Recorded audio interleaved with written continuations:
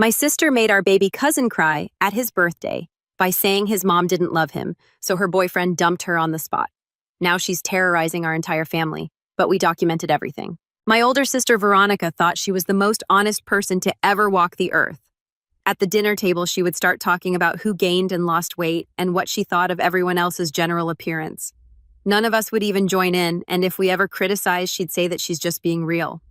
Another time she told me that my skin looked more disgusting than a cockroach being chewed up by a human. I just rolled my eyes. It's not like it was anything new and the family was used to her BS by now, to be honest. I was happy to stop inviting her to all future family functions, but my aunt insisted on inviting her, promising that one day she'd grow out of it. Boy, was she wrong. For our baby cousin's birthday one year, she texted into the family group chat asking if she could introduce us to her boyfriend Jake for the first time. Since Veronica was so horrible, I assumed he would be the same. I was down to straight up reject her requests, but everyone replied before I could. And with my family being so welcoming, they of course said yes, SMH. He seemed nice at first, the type of guy to say hi to the pet dog before greeting anyone else, to hold open every door for you, but I never stopped being suspicious. The birthday boy Marky was adorable. He was dressed in this little blue onesie that had balloon designs all over it. And he didn't cry once. He just wanted a hug and to play peekaboo. Our whole family showed up for it. My uncles, my loud aunts, my divorced parents, everyone. All for Marky. It was held in one of those kids' party places that have everything. Arcade, bowling, laser tag, ball pit, the works.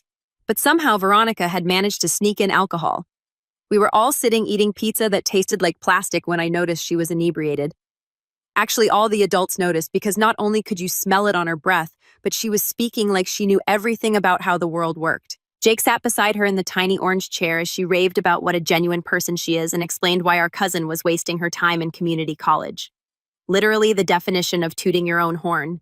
I practically leaped for joy when the birthday cake came around because it meant Veronica finally shut up, LOL. Or so I thought. Everyone was gathered around singing happy birthday while 5-year-old Marky clapped his little hands. My aunt brought out this adorable dinosaur cake she picked up from the grocery store. As soon as we were done singing, Veronica stood up to make a toast. Well, kind of. Oh my gosh, you can't even make him a homemade cake. Do you even love him? Her words were slurred, and she gestured with her red Solo cup. Plus, these decorations look like you raided the dollar store clearance bin. If you're going to have kids, at least put in some effort. The other parents froze. Some kids stopped eating their pizza mid-bite. My aunt's face went red. Veronica kept going. I'm just being honest here. Pinterest exists for a reason. This is just sad. Suddenly, she was interrupted by the sound of Marky bursting into tears. It was that heartbroken wail kids do when their world falls apart. Auntie Veronica says Mommy's cake is bad, he sobbed. Mommy, why didn't you try? Jake stood up so fast his chair tipped over. Veronica, pass me my stuff. We're done here. She laughed, still swaying. What, no way? I haven't even had cake yet. There's no we anymore. He interrupted and turned to face her directly. I just watched you destroy a 5-year-old's birthday party. What kind of person does that? My uncle actually whispered wow from across the room. My cousin pulled out her phone. Veronica's jaw dropped. Babe, come on. I was just trying to help. Kids need to learn about standards. Standards? Jake's voice cracked. He's 5. He thinks his mom hung the moon. And you just told him she doesn't love him enough. The whole room watched like it was a movie. My aunt was still trying to calm down Marky, whose dinosaur shirt was soaked with tears. You're seriously breaking up with me here over this? Veronica's voice pitched higher. Jake walked over to my aunt and handed her a $500 bill for the party. I'm sorry we ruined it. Then he turned back to Veronica. Find your own ride home and delete my number. He headed for the exit. Veronica stood frozen for maybe 3 seconds before reality hit. She grabbed her purse and ran after him, heels clicking on the arcade floor, yelling something about overreacting. Dad muttered, good for him. Marky finally stopped crying long enough to ask, is the mean lady gone? She was, and we never saw her again. Until a week later, that is, because that's when my aunt got a knock at the door. It wasn't Veronica, it was CPS. Someone had called in an anonymous report about alcohol being served to minors at a child's birthday party and neglectful parenting. The CPS lady showed up at 8 a.m. on a Tuesday. My aunt called me crying, barely able to get the words out. She said, this woman in a gray suit was asking all these questions about the party. Did she serve alcohol to children?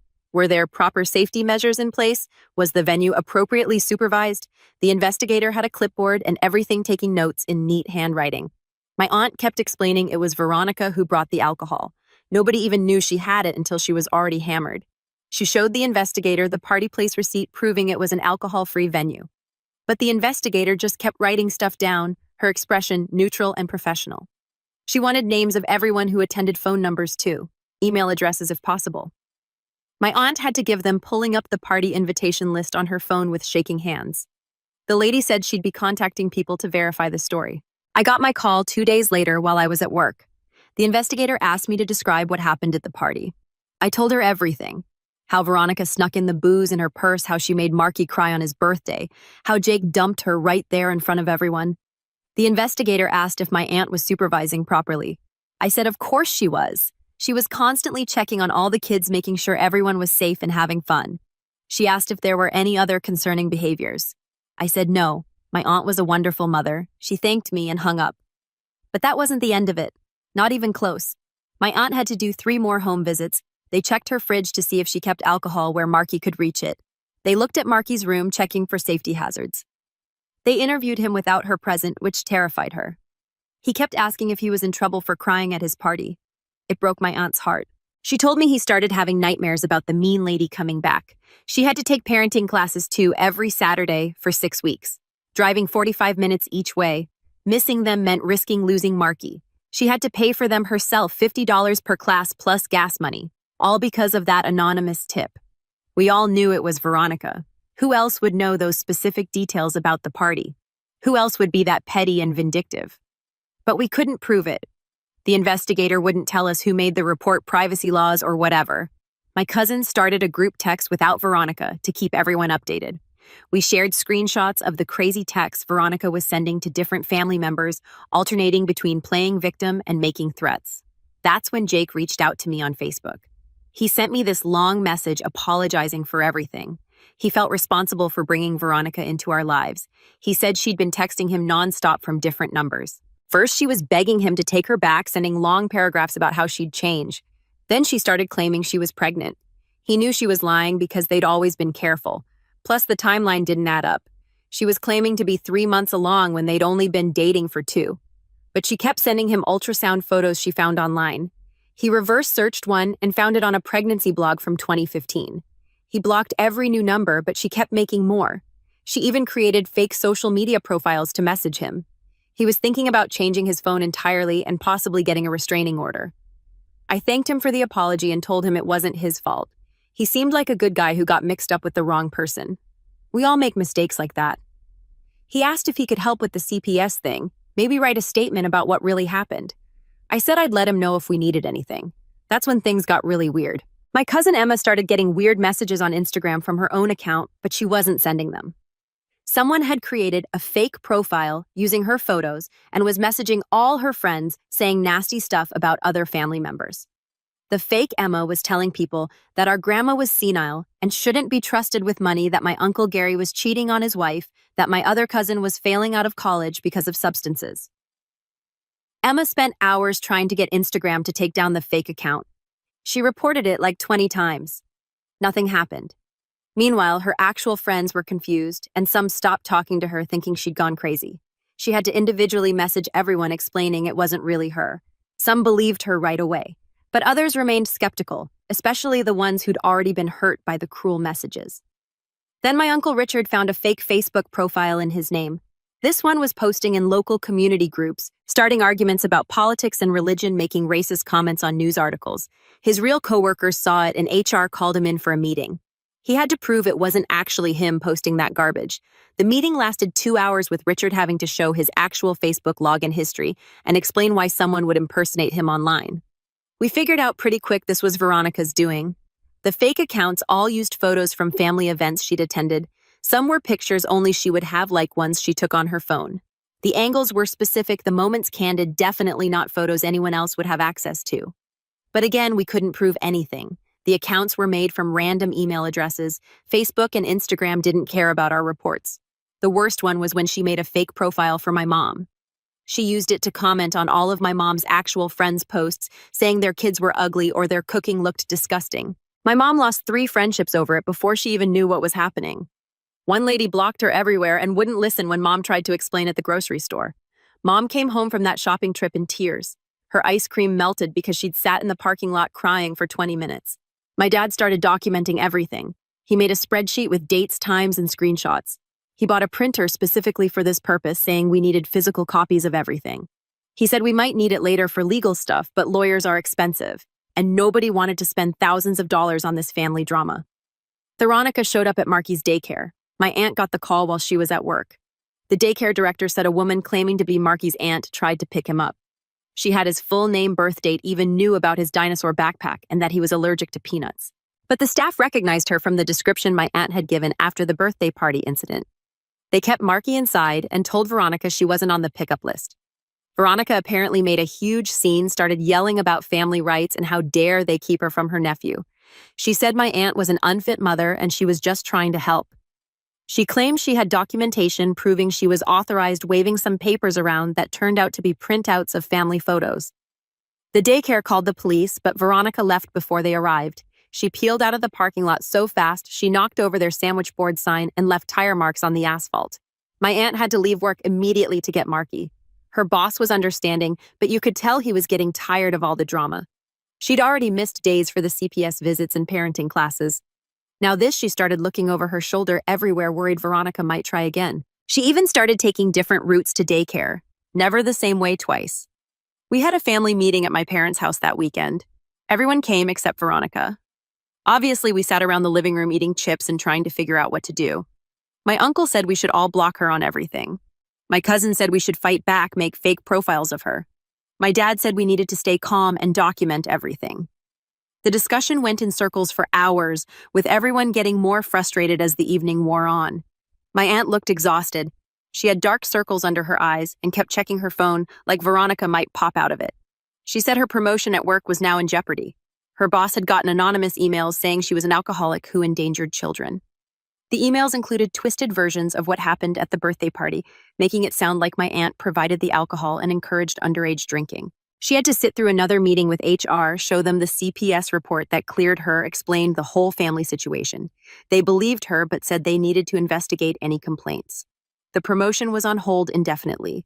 She'd worked there for 8 years with a perfect record, and now this. The unfairness of it all made her voice crack when she told us. Jake texted me again that night. He had screenshots of Veronica's latest messages. She wasn't claiming pregnancy anymore. Now she was saying he owed her money. Apparently, she'd invested in their future by buying clothes for their imaginary baby. She wanted $3,000 or she'd take him to small claims court. She'd even itemized a list: cribs, strollers, baby clothes, all things she'd never actually bought. He laughed about it, but I could tell he was stressed. He was a teacher and didn't have that kind of money lying around. He also sent me something interesting. Screenshots from when they were dating where Veronica talked about getting revenge on people who wronged her. Stories about coworkers who got fired after she made anonymous complaints, friends who lost relationships after she spread rumors. She was proud of it, called it karma with a little help. One message particularly stood out where she bragged about getting a roommate evicted by making noise complaints to the landlord. All because the roommate had eaten her yogurt once. I showed the screenshots to my dad. He added them to his documentation folder, which was getting pretty thick. He'd started using dividers and color-coded tabs to organize everything by date and type of incident. He said we might be able to show a pattern of behavior if we needed to take legal action, but still none of us wanted to go that route. It felt too extreme for family drama. Then my tires got slashed. I came out of my apartment on a Monday morning to find all 4 tires flat. Not just flat, actually cut. The sidewalls had these clean slices in them. My neighbor said he saw a woman in a hoodie hanging around my car the night before, but didn't think anything of it. She'd been there for maybe 10 minutes, he said, walking around the car like she was admiring it. The security camera for the parking lot had conveniently malfunctioned that night. I had to call out of work and pay for a tow truck. 4 new tires cost me almost $600. The tire guy said whoever did it knew what they were doing. The cuts were in just the right spot to make the tires completely unfixable. He'd seen it before in domestic disputes, he said, which made me feel even worse about the situation. I filed a police report, but without proof they couldn't do anything. The officer seemed bored, like this was just another family dispute he didn't want to deal with. He gave me a case number and said to call if anything else happened. He didn't even dust for fingerprints or anything like they do on TV. Something else happened that same week. My cousin Brian got a call from his landlord. Someone had reported him for having too many people living in his apartment. Said he was violating his lease by subletting. Brian lived alone with his cat. The landlord had to come inspect, which meant Brian had to take time off work. The whole thing took 3 hours with the landlord checking closets and looking for signs of extra tenants. Another anonymous complaint that we all knew wasn't really anonymous. The fake social media accounts kept multiplying. New ones popped up faster than we could report them. They started messaging extended family people who didn't know about the Veronica situation. My great aunt in Florida called my mom confused about why she had messaged her asking for money. The fake account had used recent photos and even mentioned specific details about great aunt's new condo that only family would know. We had to explain the whole thing to relatives who barely used the internet. Grandma's 81st birthday was coming up in 3 weeks. We'd been planning it for months, rented a church hall, hired a DJ, ordered catering for 75 people, invited relatives from 3 states. It was supposed to be this big celebration of her life. We'd even commissioned a video montage of family photos set to her favorite songs. Then the flowers arrived at Grandma's house. 24 red roses with a card. Can't wait to celebrate with you. Love, Veronica. Grandma called my mom in tears. She didn't want drama at her party. She just wanted to see her family and eat cake in peace. But now she was scared Veronica would show up and ruin everything like she did with Marky's party. The flowers sat on her kitchen table like a threat, beautiful but menacing. We tried to calm Grandma down, told her we'd handle it. But how do you stop someone from showing up to a public event? We couldn't hire security for our grandma's birthday party. That would be insane. My uncle suggested having someone watch the door, but that felt weird too. We were stuck between wanting to protect Grandma's special day and not wanting to turn it into some kind of fortress. I started noticing things going missing from my apartment. Nothing big at first. A phone charger here, a coffee mug there, stuff I figured I'd just misplaced. But then my laptop charger disappeared. My favorite sweater, half my spoon somehow. It was weird and unsettling. I'd look for something and just know it should be there, but it wasn't. I mentioned it to my mom and she said the same thing was happening at their house. Dad's reading glasses vanished, Mom's phone case, random stuff that made no sense to steal. We started wondering if we were all going crazy, misplacing things because of the stress, but the pattern was too consistent across different houses to be coincidence. Then my cousin found her spare key missing from under her doormat. She always kept it there for emergencies. She searched everywhere, but it was just gone. She changed her locks immediately, spending money she didn't really have. The locksmith said it looked like someone had been using the key regularly. The lock showed signs of extra wear. He recommended she upgrade to a deadbolt, which cost even more. That's when I decided to set up a camera in my apartment. Nothing fancy, just a cheap one I got online that connected to my phone. I positioned it carefully to cover my front door and kitchen area without any blind spots. Figured I'd catch myself sleepwalking or something. Prove I was just being paranoid. I wasn't being paranoid. 3 days after setting up the camera, I got a motion alert while I was at work. I opened the app expecting to see my cat. Instead, I saw Veronica. She was in my apartment going through my kitchen drawers like she owned the place. She pocketed a few forks and moved on to my living room. I watched in shock as she picked up a photo of our family and threw it in her bag. She even helped herself to a soda from my fridge before leaving. I called the police immediately and raced home. By the time I got there, she was gone, but I had the video. Clear as day, Veronica breaking into my apartment. The officer who came this time took it more seriously. He said this was criminal trespassing and theft. Asked if I wanted to press charges. I said yes immediately. But here's the messed up part. When they went to question Veronica, she had an alibi.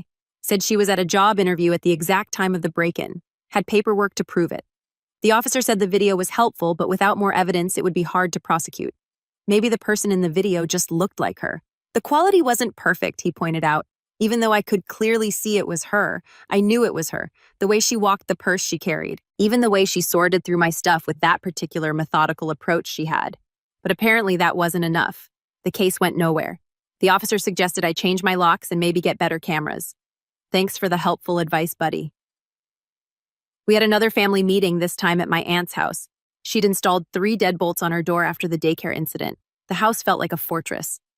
We compared notes on everything that had been happening, the fake accounts, the missing items, the complaints to employers. Dad brought his documentation folder, which was now a full binder with a backup stored in a safety deposit box. That's when we realized the pattern. Veronica knew exactly when we wouldn't be home. She showed up at my apartment when I was at work, went to my parents' house during their weekly grocery trip, hit my cousin's place during her yoga class. She was tracking us somehow. The precision was unsettling. She never guessed wrong about when we'd be out. My tech-savvy cousin figured it out. We all had shared Google calendars from back when we were planning family events. Veronica still had access. She could see every appointment, every work schedule, every out-of-town weekend. We'd been broadcasting our schedules to her for months without realizing it. The calendar even showed locations for some events, making it easier for her to track us. We all immediately removed her access and changed our passwords. But the damage was done. She'd been studying our routines like some kind of stalker. It made my skin crawl thinking about it. How long had she been watching, planning? We started going through our phones, removing her from everything we could think of. Jake reached out again with more screenshots. Veronica had escalated from asking for $3,000 to threatening to sue him for emotional distress. She claimed their breakup caused her to lose her job and develop anxiety. She wanted $50,000 in damages. The messages were getting longer and more unhinged, with random capitalization and multiple exclamation points.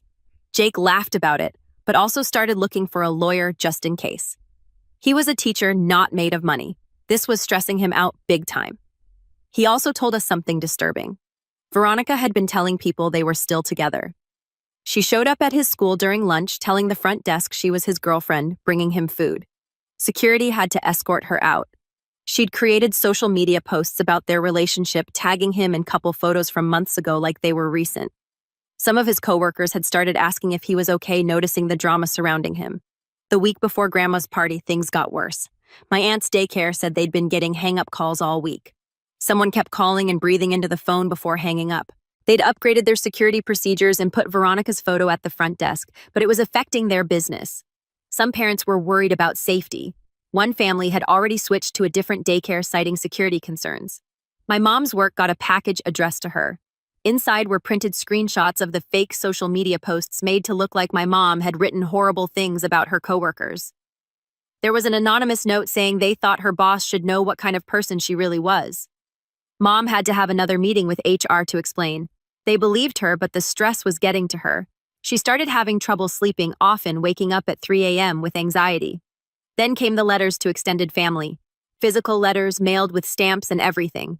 They contained photos from family events with cruel captions, pictures of relatives with circles around their faces, and comments about their weight, their clothes, their life choices, all written to look like different family members were gossiping about each other. The handwriting was disguised, but similar enough to cause doubt. My uncle in California called furious because he got a letter from my dad calling his wife a gold digger. My cousin in Texas got one from my aunt saying her kids were brats. The letters were designed to make everyone fight with everyone else, and it was working. People were hurt and confused. Some relatives believed the letters were real. Old family tensions were being exploited perfectly. We spent hours on the phone doing damage control, explaining the situation to distant relatives who didn't understand why Veronica would do this. Some believed us, others thought we were covering up family drama. My mom cried after talking to her sister, who accused her of always being judgmental. The fake letter had hit on old insecurities from their childhood. It took 3 more calls to convince her sister it was all Veronica's doing. I started checking my mail nervously every day. My neighbors probably thought I was crazy the way I'd peek out the window when the mail truck came. I installed a lock on my mailbox, which I didn't even know was a thing you could do. The hardware store guy said lots of people were doing it lately because of identity theft. He showed me 3 different models, and I picked the most secure one. The documentation binder turned into 2 binders, then 3. Dad spent his evenings organizing everything chronologically. He created an index and cross-referenced incidents by type. He said if we ever needed to show a pattern of harassment, we'd be ready. But honestly, it felt hopeless. What could we really do? She wasn't physically threatening us, just slowly ruining our lives, one anonymous complaint at a time. My work situation got complicated when HR called me in for a meeting. They'd received an email about me supposedly harassing a coworker. The email included screenshots of text messages I'd never sent saying inappropriate things to a colleague. They were obviously fake. The phone number wasn't even mine, but I still had to sit there and defend myself, explain the family situation, show them proof the number wasn't mine. The meeting lasted an hour and felt like an interrogation. My boss believed me, but said they had to investigate any complaint. I could see him looking at me differently afterward, like I was drama he didn't want to deal with. I'd worked there for 5 years with 0 issues, and now I was the employee with the crazy family sending fake complaints. I started updating my resume just in case. My productivity dropped because I was constantly worried about what might happen next. 3 days before Grandma's party, we had an emergency family meeting. Everyone was on edge. Half the family was fighting because of the letters. My aunt was exhausted from the CPS stuff still ongoing. My mom was anxious about work. I was paranoid about everything. We needed a plan for the party. The tension in the room was thick enough to cut with a knife.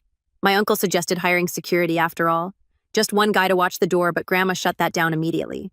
She didn't want her birthday to feel like some kind of military operation. She just wanted a normal party with her family. But we all knew if Veronica showed up, it would be anything but normal. Grandma's voice shook when she talked about it, and that made everyone even more determined to protect her day. We decided on a compromise. We'd have two cousins take shifts by the door, just casually hanging out. If Veronica showed up, they'd text the group chat and we'd handle it quietly. We wouldn't make a scene unless she did first. It wasn't a perfect plan, but it was something. We even did a practice run of how we'd escort her out if needed. Jake offered to help. He said he'd park outside and watch for her car. If she showed up, he'd try to talk to her first, maybe convince her to leave before she even got inside. We appreciated the offer but told him he didn't need to get involved. He insisted, saying he felt responsible for introducing her to our family. The guilt in his voice was obvious. The night before the party, I couldn't sleep. I kept checking my camera app, expecting to see Veronica in my apartment again. I changed the locks but still felt unsafe. Every noise made me jump. My cat probably thought I'd lost my mind, the way I kept getting up to check the door. I finally gave up on sleep around 4 a.m. and just sat on my couch watching Netflix. I wasn't the only one. The family group chat was active all night with people sharing their anxiety. My cousin couldn't sleep because she kept thinking about the fake social media accounts. My aunt was worried about Marky, who'd been asking if the mean lady would come to Grandma's party. My mom had stress-baked 3 dozen cookies at 2 a.m. We were all a mess. The morning of the party, I woke up to texts from Jake. He'd been getting calls all night from different numbers. Veronica crying, begging, threatening, then crying again. He'd blocked 15 new numbers since midnight. He was still planning to come help watch for her. Said he'd bought a new shirt for the occasion, wanting to look nice for Grandma, even if he was just sitting in his car. He seemed determined to make things right somehow. We got to the church hall early to set up. The decorations looked perfect. Gold and white balloons, photos of Grandma through the decades, fresh flowers on every table. The catering smelled amazing. The DJ was setting up music from Grandma's era. Everything was ready for a perfect party. We'd worked so hard to make this special for her. Then we found the gift. It was sitting on the gift table, wrapped in silver paper with a huge red bow. The tag said, "For Grandma from your loving granddaughter, Veronica." My stomach dropped. She'd been here already, or someone had dropped it off for her. Either way, it felt like a bomb sitting there among the normal presents. My dad carefully picked it up and shook it. Nothing rattled. It wasn't heavy. Could have been clothes or something harmless, but we all knew Veronica didn't do harmless anymore. My uncle said we should just throw it away. My aunt said we should open it first, make sure it wasn't something that would upset Grandma. We stood there arguing in whispers while the DJ tested his speakers. Finally, my cousin Julie just grabbed it and tore it open. Inside was a photo album. At first it looked sweet, pictures of Grandma with all of us through the years. Then we flipped through it. Every photo had something wrong with it. Faces were scratched out with red marker. Mean comments were written under each one. Grandma with her disappointing family under a Christmas photo. The people who never appreciated her under a birthday picture. It was psycho stuff. We threw it in the dumpster outside and agreed not to tell Grandma, but now we were all on edge. If Veronica had already been here, would she come back? My cousins took their positions by the door early. Jake texted that he was in the parking lot watching. We were as ready as we could be. Guests started arriving around 2 p.m. Grandma looked beautiful in her purple dress, the one she'd bought special for today. She was so happy, hugging everyone, tearing up at the decorations. For a while, it felt like a normal family party. Kids ran around playing tag, adults caught up over coffee, the DJ played all Grandma's favorites. I started to relax a little. Then my cousin at the door texted the group chat she's here. My heart started pounding. I looked toward the entrance and saw Veronica walking in like she owned the place. She was dressed up, carrying a gift bag, smiling at relatives who didn't know about all the drama. Some of them smiled back and hugged her. They had no idea what she'd been doing to us for months. Jake appeared out of nowhere, intercepting her near the dessert table. I couldn't hear what they were saying, but I could see her face getting angry. She kept trying to walk around him, and he kept stepping in her way. Not aggressive, just persistent, like a basketball player playing defense. More relatives started noticing something was wrong. My dad and uncle moved in to help. They surrounded her casually, making it look like a normal conversation. But Veronica's voice started rising. "I have every right to be here. She's my grandmother, too." People were starting to stare. Kids stopped playing to watch. This was exactly what we didn't want. Grandma noticed the commotion from across the room. Her face fell when she saw Veronica. The happiness just drained out of her expression. She started walking over, probably to try to keep the peace. My mom tried to distract her with cake, but Grandma wasn't having it. Veronica. Grandma said when she reached the group, "I think you should leave." The room went quiet. Even the kids sensed something big was happening. Veronica's face went red. "Grandma, I just wanted to celebrate with you. I brought you a gift and everything." She held up the gift bag like it was proof she belonged there. "After everything you've done to this family number, please leave." Grandma's voice was firm but sad. You could tell this was breaking her heart. She hated conflict, especially at her own party.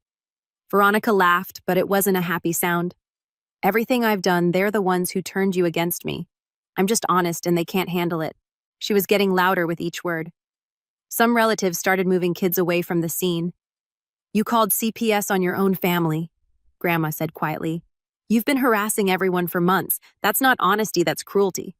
The mask finally slipped. Veronica's face twisted into something ugly. "Fine. You want to know the truth? You've always loved them more than me. Every single family event, it's about everyone else. Poor little Marky and his stupid birthday, Julie and her college graduation, but when I accomplished something, nothing." She started pulling papers out of her purse, waving them around. "I documented everything. Every time you forgot my birthday, every time you praised them instead of me, I have proof of the favoritism." The papers were flying everywhere. Some looked like printed text messages. Others were photos with crazy annotations. Jake stepped forward and started gathering the papers. "Veronica, stop. This isn't helping anything." She whirled on him, eyes wild. "You were supposed to be on my side, but no. You fell for their act too. Poor innocent family being terrorized by mean Veronica." My aunt spoke up. "You tried to kidnap my son from daycare." Her voice was shaking with anger. "You've been breaking into our homes. You got me investigated by CPS. You nearly cost me my job. That's not about favoritism. That's about you being dangerous." Veronica laughed again. "Dangerous? I'm just showing you all what it feels like to have your life disrupted. To have people judge you unfairly, to lose things that matter to you." She looked around the room at all the staring faces. "Every single one of you has said things about me behind my back. I know because I've heard you. Well, now you know how it feels to have people talk about you. We need to call the police," someone whispered. But Grandma held up her hand. "Veronica, I'm giving you one chance. Leave now peacefully. Get help. Real help, or we will involve the authorities." Her voice was steady, but tears were rolling down her cheeks. For a second, I thought Veronica might actually leave. She looked around at all of us, maybe finally seeing how far she'd pushed things. Then her eyes landed on the birthday cake. 3 tiers decorated with purple flowers. "Happy 80th birthday," written in gold frosting. Before anyone could stop her, she lunged for it. My cousin Brian was closest. He grabbed her arm just as her hand touched the cake. They struggled for a second, Veronica screaming about unfairness and lies. The cake wobbled dangerously. Other relatives jumped in to help. It took 4 people to pull her away from the dessert table. She was still screaming, mascara running down her face. That's when Jake pulled out his phone. "I'm calling 911. This has gone too far." Veronica heard him, and something in her snapped completely. She broke free from the relatives holding her and ran for the exit, knocking over a flower arrangement on her way out. We heard her car peel out of the parking lot, tires squealing. The room was silent for about 10 seconds. Then Grandma started crying. Not quiet tears like before, but real sobbing. My mom and aunt surrounded her, leading her to a chair. The party was officially ruined. Kids were crying because Grandma was crying. Adults stood around looking shell-shocked. But then something amazing happened. My uncle stood up and clinked his fork against a glass. "Hey everyone, I know that was intense, but we're here for Grandma's 81st birthday. Veronica doesn't get to ruin that." He walked over to the DJ booth and whispered something. Music started playing. "Can't Help Myself" by the Four Tops, Grandma's favorite song. My dad joined in. "Come on, Ma, dance with me." He held out his hand to Grandma. She shook her head at first, still crying, but he persisted, doing a goofy dance move that made her laugh through the tears. She finally took his hand and let him lead her to the dance floor. One by one, other people joined in. The little kids started running around again. Someone fixed the knocked-over flowers. My aunt cut the cake, which had survived the attack. Within 20 minutes, it almost felt like a normal party again. Almost. Jake found me by the punch bowl. "I'm really sorry about all this. I feel responsible." I told him to stop apologizing. None of us blamed him. He said he'd been recording Veronica's meltdown on his phone in case we needed it for legal stuff. Smart thinking. He also said he was going to file for a restraining order first thing Monday morning. The party wound down around 6 p.m. Grandma hugged everyone extra long, thanking them for staying despite the drama. She seemed okay, but tired, the kind of tired that comes from emotional exhaustion, not physical activity. We packed up her gifts and leftover cake. Nobody mentioned the scene with Veronica, but it hung in the air like smoke. As we were cleaning up, my cousin found something weird. A small device stuck under one of the tables. It looked like a tiny recorder or maybe a GPS tracker. We had no idea how long it had been there, but it explained how Veronica always seemed to know our exact locations during events. Even after we'd removed her calendar access, she'd been using actual spy equipment to supplement her digital tracking. We gave it to Jake to include with his restraining order evidence. That night, the family group chat was busy again. But this time it wasn't anxiety. It was people sharing nice memories from the party photos of Grandma dancing videos of the kids playing. We were trying to focus on the good parts. My mom suggested we all write Grandma cards telling her what she meant to us to make up for the drama. Everyone agreed immediately. Monday morning came with news.